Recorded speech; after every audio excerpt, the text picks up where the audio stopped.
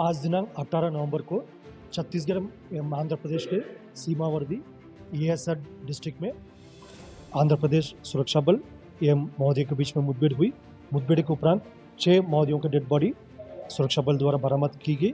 उनमें से ऐसा एक नाम है माओवादियों का central committee member Madvi Hidma, जो पूर्व में PLG बटालियन नंबर 1 का कमांडर भी रहा और आतंक का एक चेहरा के रूप में उसका पहचान है। उनका डेड बॉडी भी आज की मुठभेड़ में रिकवर की गई।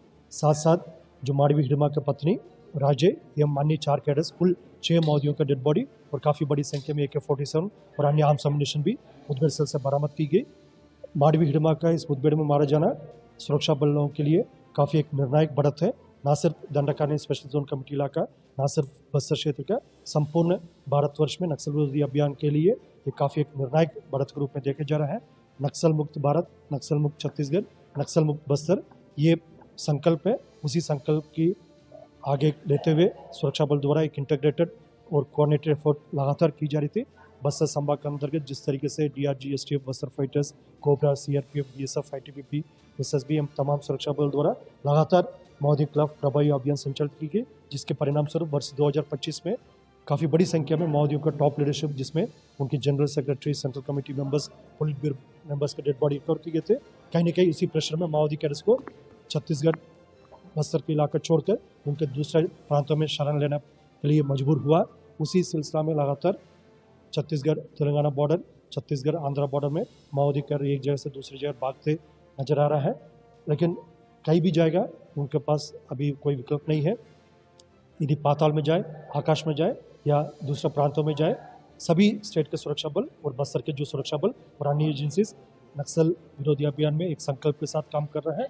उनके पास, माओवादी कैडर के पास मात्र एक ही विकल्प है, हिंसा त्याग करके समाज मुख्य धारा में शामिल हो जाए, अन्यथा हमारा अभियान का परिणाम उनको भुगतना पड़ जाएगा। आज दिनांक 18 नवंबर को छत्तीसगढ़ एवं आंध्र प्रदेश के सीमावर्ती ESR डिस्ट्रिक्ट में आंध्र प्रदेश सुरक्षा बल एवं माओवादियों के बीच में मुठभेड़ हुई। मुठभेड़ के उपरांत 6 माओवादियों के डेड बॉडी सुरक्षा बल द्वारा बरामद की गई।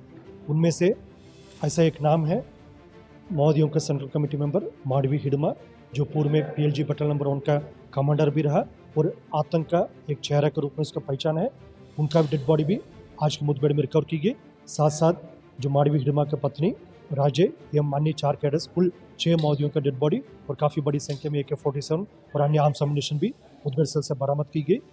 माडवी हिडमा का इस मुठभेड़ में मारा जाना सुरक्षा बलों के लिए काफ़ी एक निर्णायक बढ़त है।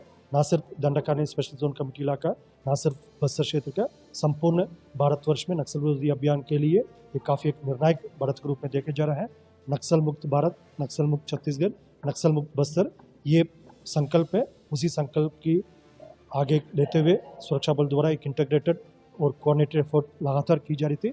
बस्तर संभाग के अंतर्गत जिस तरीके से DRG, STF, Bastar fighters, cobra, CRPF, BSF, ITBP, SSB एवं तमाम सुरक्षा बल द्वारा लगातार माओवादी के खिलाफ प्रभावी अभियान संचालित की गई, जिसके परिणाम स्वरूप वर्ष 2025 में काफ़ी बड़ी संख्या में माओवादियों का टॉप लीडरशिप, जिसमें उनकी general secretary, central committee members, police bureau members के डेड बॉडी रिकवर किए गए थे। कहीं न कहीं इसी प्रेशर में माओवादी कैडर्स को छत्तीसगढ़ बस्तर के इलाका छोड़कर उनके दूसरे प्रांतों में शरण लेने के लिए मजबूर हुआ। उसी सिलसिला में लगातार छत्तीसगढ़ तेलंगाना बॉर्डर, छत्तीसगढ़ आंध्रा बॉर्डर में माओवादी कैडर एक जगह से दूसरी जगह भागते नजर आ रहा है। लेकिन कहीं भी जाएगा उनके पास अभी कोई विकल्प नहीं है। यदि पाताल में जाए, आकाश में जाए या दूसरे प्रांतों में जाए, सभी स्टेट के सुरक्षा बल और बस्तर के जो सुरक्षा बल और अन्य एजेंसीज नक्सल विरोधी अभियान में एक संकल्प के साथ काम कर रहे हैं। उनके पास, माओवादी कैडर के पास मात्र एक ही विकल्प है, हिंसा त्याग करके समाज मुख्य धारा में शामिल हो जाए, अन्यथा हमारा अभियान का परिणाम उनको भुगतना पड़ जाएगा। Subscribe to One India and never miss an update. Download the One India app now.